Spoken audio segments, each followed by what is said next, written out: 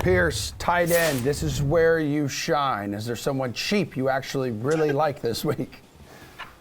I don't think you're going to need to go down cheap at tight end this week with all the other value plays, being that it is a final week. But there will be plays that will pop up. We're going to see that people are injured or that we're going to see weird lineups. So keep your eye on that. John Bates looks like one of the guys cheap-wise that might pop up, but you can definitely pay up. I'm not going to go all the way up. I'll go with Pat Freiermuth. I'll just keep attacking this Ravens secondary. It never lets you down. Even when the Ravens secondary was healthy at the beginning of the season, their scheme did not work well against tight ends. They allowed plenty of fantasy points. We know Ben Roethlisberger can't quite get the ball downfield anymore. He can barely get the intermediate routes working. So Freiermuth's going to get 6 to 8 targets. And we also know 18 red zone targets on the season, 7 touchdowns. If tight end comes down to chasing touchdowns, you can go with a long shot and save some money. You can pay up, or you can pay right in the middle and get a really good shot of a touchdown with Pat Freiermuth. All right, Steve, what's your strategy here at tight end, bro? You know, when DeAndre Hopkins was out for the Cardinals, it's like, oh, who's going to be the new top receiver? It's really been Zach Ertz.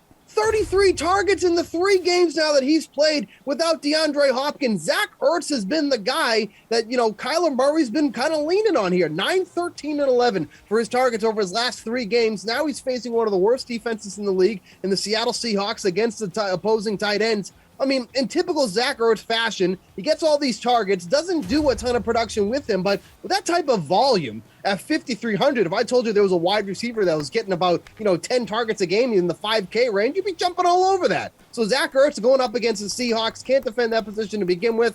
I'll take that all day, baby. Okay, who are you going to take all day? Maddie, Sunday, week 18. So just a point we've been talking about a little bit, watching for rest. I think one of the ways to try to get a good handle on motivation and things like that is to look at the betting lines, because that'll kind of give an indication of like, why is this line moving this way? Maybe someone knows something about guys sitting for the second half.